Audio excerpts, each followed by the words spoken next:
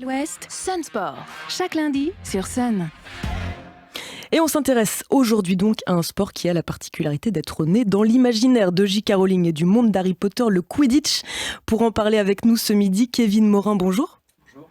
Vous êtes donc un joueur de Quidditch de l'équipe des éléphants de Nantes. Vous allez nous expliquer comment est-ce que vous avez découvert cette pratique, à quoi ça ressemble le Quidditch chez les moldus, c'est-à-dire chez les non-sorciers. Mais avant cela, un petit extrait quand même pour se remettre dans le bain. Mais toi, tu es un attrapeur. La seule balle dont tu dois te soucier est celle-ci. Le vif d'or. J'aime bien cette balle. Ah, tu l'aimes bien. Mais tu verras, elle va si vite qu'il est presque impossible de la voir. Je dois faire quoi avec? L'attraper. Avant l'attrapeur adverse. Si tu l'attrapes, le match est fini. Si tu l'attrapes, Potter, on gagne. Alors, un extrait de Harry Potter à l'école des sorciers, film sorti d'ailleurs il y a tout juste 20 ans. Alors pour faire simple et court, le Quidditch c'est donc un sport pratiqué par les sorciers avec des balais volants, des grosses balles pour marquer des buts dans des anneaux, d'autres balles destinées à empêcher ces mêmes poursuiveurs de marquer, et donc un vif d'or, un petit objet rapide, très rapide, dont l'attrapeur, en l'occurrence Harry Potter, doit s'emparer pour faire gagner son équipe. Tout ça, ça se passe bien sûr dans les airs. À se demander, Kevin Morin, comment c'est possible de jouer au Quidditch dans notre univers bien réel? Bah déjà, on n'est pas des sorciers, donc on vole pas. Mais ça ne nous empêche pas qu'en fourchette, ce qu'on appelle encore des balais, mais ce qui ne l'est plus, mais qui, donc au départ, quand des étudiants américains ont essayé de reposer sur Terre le Quidditch, sorcier, eux, ils étaient vraiment en tenue de cape et balais, parce que voilà, pour eux, c'était Harry Potter, c'était le délire. Mais après, quand ils se sont rendus compte que finalement c'était assez sportif mine de rien, et qu'avec les capes ils avaient chaud, et que de toute façon ça faisait une grande surface de contact avec les cognards, on y reviendra plus tard je pense, voilà, ils se sont dit non en fait c'est du vrai sport, donc voilà, tenue de sportif. On va opter pour le maillot, voilà, que vous avez sur vous. Voilà, tout à fait. Donc short t-shirt, les balais, on n'a plus qu'en gros une sorte de bâton en plastique d'1 mètre de long à peu près. On évite le bois parce que quand ça se casse, c'est un peu dangereux. Donc maintenant, on a des trucs en plastique qui sont moins dangereux quand ça se casse. Voilà. Et sinon, donc le terrain est au sol. On a toujours 3 anneaux par contre par équipe pour remarquer. Autant de ballons, il me semble. Alors je connais pas trop Harry Potter. Et justement, on va y revenir à ce qu'il faut être fan ou pas d'Harry Potter. Pas du tout. Mais du coup, vous avez réussi quand même à adapter sur un vrai terrain de sport, sur herbe, à terre, le sport, le Quidditch, qui se joue comme dans les livres. Et vous avez gardé un petit peu les codes. Il y a encore aujourd'hui des gardiens. Combien est-ce que vous êtes sur le terrain? Alors, on est jusqu'à la 18e minute, on est 6 par équipe. Avec des rôles bien particuliers. Voilà, avec des rôles particuliers. Donc, il y a. Alors, déjà, c'est des équipes obligatoirement mixtes. Maximum 4 personnes du même genre sur le terrain, donc genre masculin, féminin ou non-binaire. C'est un des seuls sports qui reconnaît la non-binarité, et c'est pas le genre sur la carte d'identité, c'est le genre duquel se réclame le joueur. Donc il y a des personnes qui du coup sur la carte d'identité sont hommes et qui sont femmes dans le Quidditch, et inversement. Un sport très inclusif donc. Tout à fait. Et donc 4 personnes maximum du même genre, jusqu'à la 18e minute. Donc les postes, il y a donc un gardien et 3 poursuiveurs qui ont donc des bandeaux différents pour se reconnaître sur le terrain. Donc le gardien un bandeau vert, les poursuiveurs un bandeau blanc. Eux, leur but, ils doivent marquer donc des buts avec le soifle, qui est un ballon de volley en fait, donc ils se font des passes avec, et ils doivent passer le ballon dans les anneaux adverses. Et avec eux, il y a 2 batteurs, donc qui ont un bandeau noir. Et eux, ils manipulent. Donc il n'y a qu'un soifle sur le terrain. Par contre, les batteurs, ils ont 3 cognards sur le terrain, qui sont des balles un peu de dodgeball, qui est de la balle aux prisonniers sportive. Et donc, ils sont 4 batteurs en tout sur le terrain pour 3 cognards. Donc il y en a toujours un qui n'en a pas. Donc lui, son but, c'est d'essayer de récupérer un. Et les autres, c'est de envoyer le ballon sur les autres joueurs pour les mettre hors jeu. Quand on est hors jeu, on descend de notre balai. On doit retourner à nos anneaux pour revenir en jeu. C'est une sorte de pénalité un peu pour... voilà. Et du coup, en éliminant les joueurs, ça laisse des espaces dans la défense, et les poursuiveurs et gardiens peuvent les marquer. Et donc on a entendu dans l'extrait l'attrapeur le plus connu du monde, Harry Potter, et C'est vous ça, avez aussi, tout vous, à fait. des attrapeurs et un vif d'or du coup. C'est ça. Donc à la 17e minute, entre sur le terrain le porteur de vif d'or et le vif d'or. Donc le vif d'or, c'est une... Alors du coup, il peut pas voler tout seul, et on n'a pas encore de drones qui peuvent être autonomes. Donc c'est une balle de tennis dans une chaussette qui est accrochée à l'arrière d'un joueur, enfin c'est même pas un joueur, c'est du coup considéré comme arbitre, donc un joueur neutre, qui lui est le porteur de vif d'or, et qui a pour but d'empêcher les attrapeurs adverses d'attraper la chaussette. Et donc les attrapeurs doivent essayer d'attraper la chaussette sans entrer en contact volontaire et entraver les mouvements du porteur de vif d'or.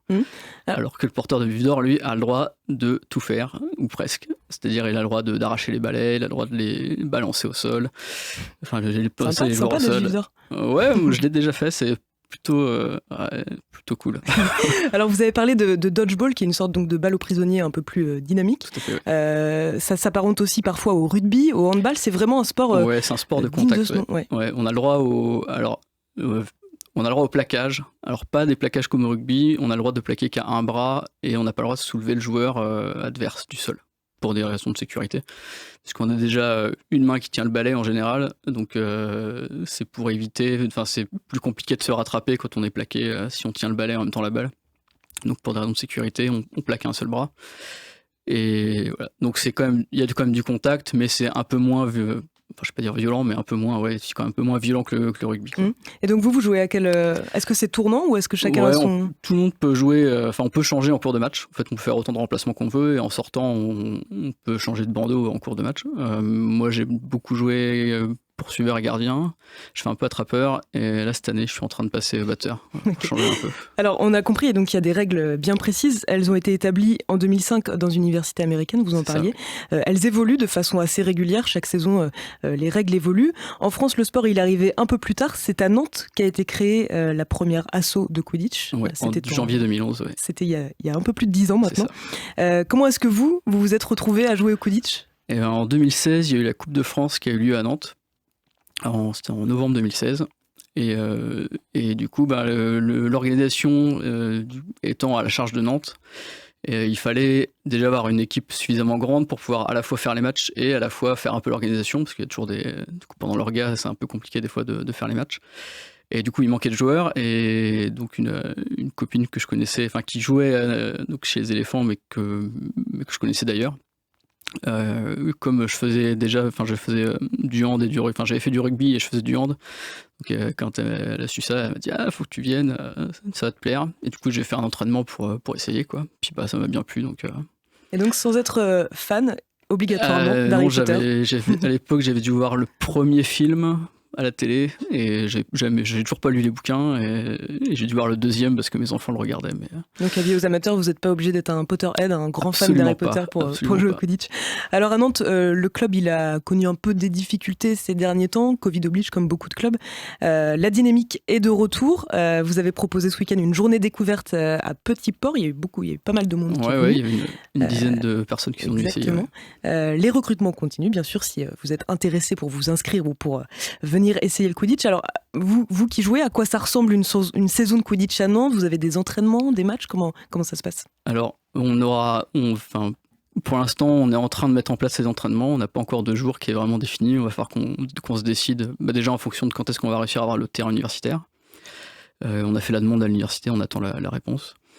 Et du coup, il y aura un entraînement par semaine.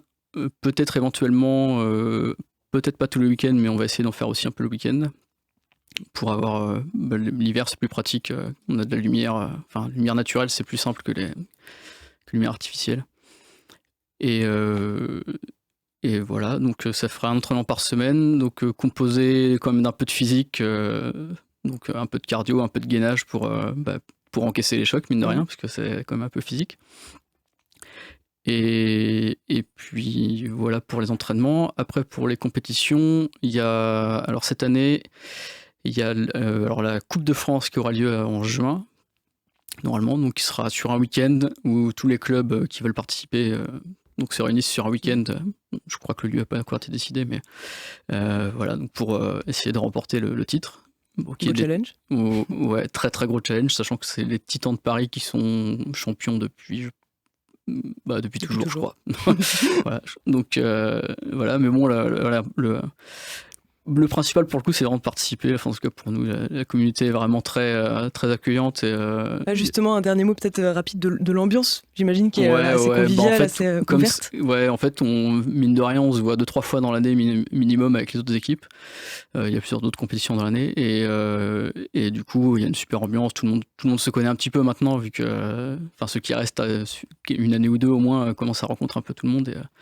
Donc, il y a une très bonne ambiance. Ouais. C'est très ouvert, en tout cas, comme... Voilà, du coup, chers auditeurs, si ça vous tente, vous pouvez retrouver le Nantes Quidditch sur Facebook en général pour vous contacter, c'est assez facile. Merci beaucoup, Kevin Morin, d'avoir répondu à nos questions, d'avoir peut-être fait naître donc des vocations ce midi et bonne saison. Voilà, il y a un entraînement demain soir à 18h30 à côté du pôle étudiant à la fac Petit Port à Nantes. Parfait, l'info est passée. Merci. Sun Sport en replay et en vidéo sur mysun et le sonunique.com.